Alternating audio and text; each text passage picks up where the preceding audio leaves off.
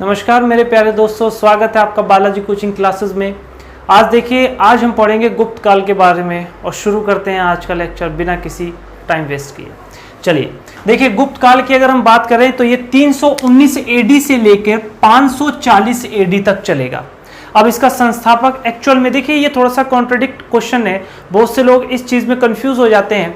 तो एक चीज का ध्यान रखिएगा, मैं पहले एक चीज क्लियर कर दूं कि इसका जो संस्थापक है वो श्रीगुप्त है, ना कि चंद्रगुप्त प्रथम। चंद्रगुप्त प्रथम वो था जिसने इस साम्राज्य को सही से फैलाया, मतलब एक तरीके से लोग इसने जो आसपास के एरिया थे वे जीते और अपने में मिलाए। वास्तविक संस्थापक बोला जाता है इनको, चंद्रगुप्त प्रथम को। लेकिन जो एक्चुअल संस्थापक है, अगर पेपर में पूछा जाएगा तो आप श्रीगुप्त लगाएंगे, और ये क्वेश्चन बड़ा फेमस है, आता ही रहता है। तो चलिए बात करते हैं पहले पॉइंट की। तो जो गुप्त काल है इसको स्वर्ण काल का युग भी कहा जाता है। कई बार बहुत इंपॉर्टेंट क्वेश्चन है।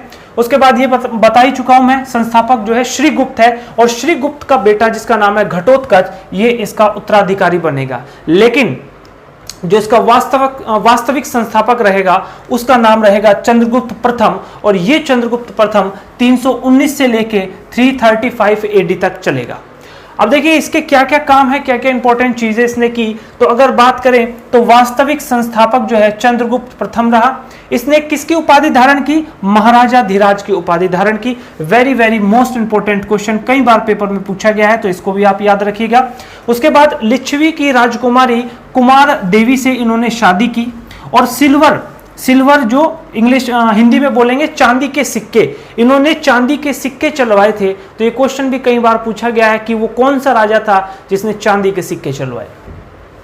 उसके बाद बात करें हम समुद्रगुप्त की, इन्हीं का बेटा, इन्हीं का उत्तराधिकारी जो कि अब आगे आएगा, जिसका नाम रहेगा समुद्रगुप्त, और ये 335 से लेके 375 एडी तक चलेगा।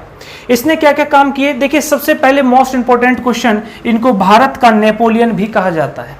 तो ये याद रखिएगा, बहुत इंपॉर्टेंट है, कई बार पेपर में ये सभी क्वेश्चन सिलेक्टेड क्वेश्चन है। इसके जितनी भी चीजें मैंने यहाँ पे लिखी हुई है, एक एक क्वेश्चन पूछा जाता है और पूछा गया है और पूछा भी जाएगा। पॉसिबिलिटी बहुत ज्यादा है क्योंकि अभी तक पूछे जा रहे हैं, तो इन चीजों को आप थोड़ा ध्यान से समझिएगा। तो मैंने कहा कि भारत का नेपोलियन भी किसको कहा जाता है? समुद्रगुप्त को कहा जाता है। इन्होंने किस किस चीज की उपाधि धारण की? तो इन्होंने विक्रमक और कविराज की उपाधि इन्होंने धारण की। उसके बाद सिक्कों पर वीणावादक चिन्ह के साथ दिखाई दिए। कहने का मतलब यह है, देखिए मैंने लिखा नहीं है, इसी में छुपी हुई है बात कि वीणावादक भी थे ये, मतलब जो इनके सिक्के थे उन पे इनकी फोटो थी और ये वीणा बजाते हुए इनकी फोटो थी, जिससे साफ साफ महसूस और फेमस है ये चीज कि ये वीणा वादक भी थे। ये कई बार क्वेश्चन में पूछा गया है कि वीणा वादक कौन थे, कौन सा राजा था गुप्त काल का जो वीणा वादक भी था। उसके बाद अगर बात करें इलाहाबाद स्तंभ की, तो हरिसेन से स्तंभ पर अपनी विजय का वर्णन कराया था इन्होंने। जो इलाहाबाद का स्तंभ है वहां पे इनके दरबार में जिनका नाम था हरिसेन, और इन्होंने उनको भेजा था, और वहां पे ये इनकी विजय का वर्णन लिख कर आए थे, मतलब इन्हीं के द्वारा लिखा गया था। उसके बाद इन्हीं का उत्तराधिकारी, इन्हीं का पुत्र जिसका नाम रहेगा चंद्रगुप्त द्वितीय। देखिए ये कुछ चीजें समझिएगा, वास्तविक संस्थापक कौन था? चंद्रगुप्त प्रथम था, लेकिन इस वंश का सबसे महान शासक, ये कई बार क्वेश्चन पूछा गया है, तो महान शासक की मैं बात कर रहा हूं, तो वो कौन था? वो था चंद्रगुप्त द्वितीय, और इन्होंने विक्रम आदित्य की उपाधि धारण की थी। एक क्वेश्चन कई बार पूछा गया है, ये भी सब सिलेक्टेड क्वेश्चन है। उसके बाद इनका और भी नाम है इनके, तो देवगुप्त, देवराज और देवश्री, ये तीनों के तीनों नाम इन्हीं के हैं, तो आप इसको भी याद रखिएगा। अगला मोस्ट इंपोर्टेंट क्वेश्चन अभी एसएससी ने भी पूछा था कि चीनी यात्री फाहियान जो है, फाहियान इन्हीं के समय पर आया था और 15 साल इन्होंने यहीं पर बिताए, तो इसको भी आप याद रखिएगा। हिंदू धर्म का सर्वाधिक विकास इन्हीं के काल में हुआ, और नवरत्न भी थे इनके काल में। तो 9 नवरत्न थे, 9 लोग थे जो बड़े फेमस थे, उनमें से एक था कालिदास। तो इन चीजों को आप याद रखिएगा, बहुत ज्यादा इंपॉर्टेंट है। उसके बाद इनका अगला पुत्र और अगला उत्तराधिकारी इन्हीं का कुमारगुप्त, जो कि 413 से लेके 454 एडी तक रहेगा। इसके ज्यादा कोई खास चीजें नहीं कराई इन्होंने, लेकिन सबसे मोस्ट इंपॉर्टेंट 413 एडी में इन्होंने नालंदा विश्वविद्यालय बनवाया, जो कि बौद्ध शिक्षा जहां पे दी जाती है, और ये भारत का सबसे बड़ा विश्वविद्यालय है जहां पे बौद्ध धर्म की शिक्षा दी जाती है। तो वेरी मोस्ट इंपोर्टेंट, याद रखिएगा। अगला पॉइंट है, इन्हीं का कुमारगुप्त का जो बेटा था स्कंदगुप्त, स्कंदगुप्त जो है इनका अगला उत्तराधिकारी बनता है और अंतिम महान शासक, मैं ध्यान समझिएगा, मैं आखिरी शासक की बात नहीं कर रहा हूं, मैं अंतिम महान शासक की बात कर रहा हूं। जो लास्ट रूलर रहेंगे वो तो विष्णुगुप्त रहेंगे, लेकिन महान शासक ये थे लास्ट स्कंदगुप्त। उसके बाद गिरनार, जो गिरनार पर्वत है जहां पे हमने बात करी थी, सुदर्शन झील की मरम्मत इन्होंने करवाई। जो सुदर्शन झील थी वो आपकी मौर्य काल से चल रही है और वो मौर्य काल में चंद्रगुप्त मौर्य ने बनवाई थी और दूसरी बार इसका निर्माण होने जा रहा है। तो इसका दूसरी बार निर्माण कौन करा रहा है? स्कंदगुप्त करा रहा है। उसके बाद हुणों का प्रथम आक्रमण भी इन्हीं के काल में हुआ था।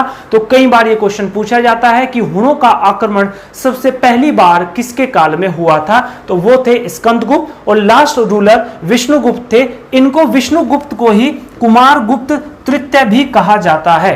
तो ये कुछ इंपॉर्टेंट पॉइंट्स थे, very very most important, point two point चीजें मैंने लिखी है, बिल्कुल सिलेक्टेड चीजें जो कि पेपर में पूछी जाती है। तो इसका एक स्क्रीनशॉट लीजिए। अब बात करते हैं थोड़ी सी और आगे। चलिए प्यारे दोस्तों, बातों को आगे बढ़ाते हैं। देखिए, गुप्त काल के जो राजा थे इनके बारे में हमें इंफॉर्मेशन भी मिलती है। तो वो अलग अलग तरीके की इंफॉर्मेशन कहाँ कहाँ से मिलती है, जरा उनके बारे में भी जान लेते हैं, क्योंकि पेपर में पूछी जाती है। तो अगर मैं बात करूं पुरातात्विक स्रोतों के बारे में, तो पुरातात्विक स्रोतों में मेहरौली पिलर जो है वहां से हमें चंद्रगुप्त द्वितीय के बारे में जानकारी प्राप्त होती है।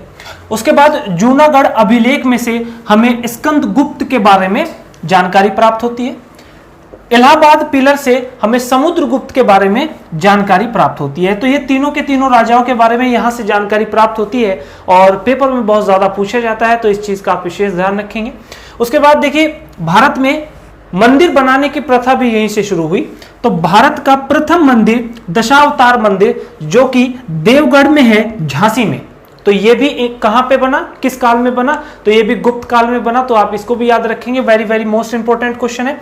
अजंता इलोरा की जो गुफाएं हैं ये वैसे भी फेमस है कि कहां पर है, ये औरंगाबाद महाराष्ट्र में है, इसको भी आप याद रखेंगे। और यहाँ पे जो गुफा नंबर 16, 17 और 19 ये भी गुप्त काल के पीरियड में ही बनी है। उसके बाद बात करें साहित्यिक स्रोतों के बारे में, तो देखिए कुछ कवि के नाम लिखे हैं मैंने और उनके बारे में उनकी कुछ रचनाएं हैं। ये नॉर्मली वैसे भी बहुत ज्यादा पूछी जाती है, तो इसको भी याद करते हैं। और देखिए, ये चीजें मैं आपको याद कराने की कोशिश करूंगा कहानी के तौर पे। अगर आप वैसे इनको पढ़ोगे तो थोड़ा कंफ्यूज हो जाओगे, भूल भी जाओगे।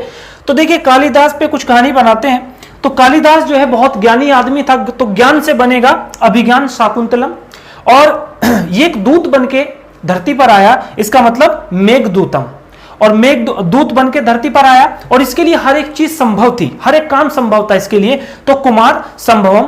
उसके बाद ये एक ऋतु नाम की लड़की से मिलता है, तो ऋतु से बनेगा ऋतु संहार, और उसको ये उससे ये शाम को मिलता है तो रघुवंशम, तो शाम को मिलेगा तो रघुवंशम, और उससे मित्रता करेगा तो मालविका अग्निमित्रम। तो मित्रम यहाँ पे शब्द आ रहा है, हल्का सा मित्र शब्द आ रहा है, तो इसका मतलब शाम को मिलेगा। और उसका एक दोस्त था जिसका नाम था विवेक, उसको पसंद नहीं था, तो विक्रमो वर्षियम, तो विक्रमो वर्षियम उसका विक्रम से बनेगा, तो ये उसका दोस्त था। तो इसको भी आप याद रखिएगा। तो ये 7 रचनाएं हैं इसकी, वेरी मोस्ट इंपॉर्टेंट। उसके बाद बात करें विशाख दत्त। विशाख दत्त की जो है, देखिए यहाँ पे हल्का सा साउंड दे रहा है दत्त, मतलब संजय दत्त, और संजय दत्त की एक मूवी आई थी, पता नहीं कौन सी, रुद्राक्ष, ऐसे कोई मूवी थी। तो रुद्राक्ष से याद रखिएगा आप मुद्रा राक्षस, तो मुद्रा राक्षस ये याद हो जाएगी। और देवी चंद्रगुप्तम, ये भी किसकी रचना है? इन्हीं की रचना है, विशाख दत्त की। उसके बाद बाण भट्ट की हर्षचरित्र और कादंबरी, ये दोनों के दोनों बाण भट्ट की है। हर्षवर्धन की नागानंद रत्नावली प्रियदर्शिका, ये तीनों की तीनों हर्षवर्धन की है। आर्यभट्ट की सूर्य सिद्धांत, इसको याद रखिएगा, काफी पूछी। ये सारी की सारी मैंने सेलेक्टेड ही लिखी है, ज्यादातर पूछी जाती है।